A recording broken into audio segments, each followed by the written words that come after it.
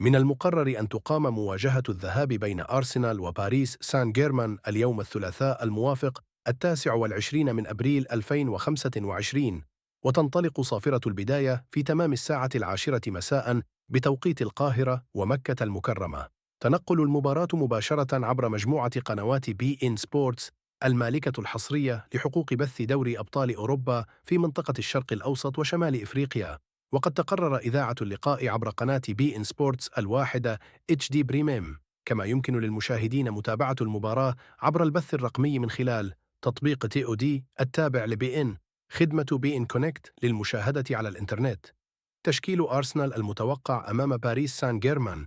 يعاني أرسنال من بعض الغيابات المؤثرة خاصة في خطي الدفاع والوسط، ما قد يدفع المدرب ميكيل أرتيتا إلى إجراء بعض التعديلات التكتيكية. ومن المتوقع أن يبدأ اللقاء بالتشكيل التالي وفق خطة 4-3-3. حراسة المرمى: دافيد رايا. خط الدفاع: يورين تيمبر، ويليام ساليبا، ياكوب كيفيور، لويس إسكيلي. خط الوسط: ديكلان رايس، مارتن أوديغارد، توماس بارتي.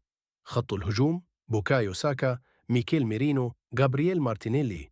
تشكيل باريس سان جيرمان المتوقع أمام أرسنال: يتوقع أن يعتمد المدرب الإسباني لويس إنريكي على أبرز عناصره الأساسية في هذه المواجهة المهمة، خاصة مع امتلاكه ثلاثيا هجوميا مرعبا.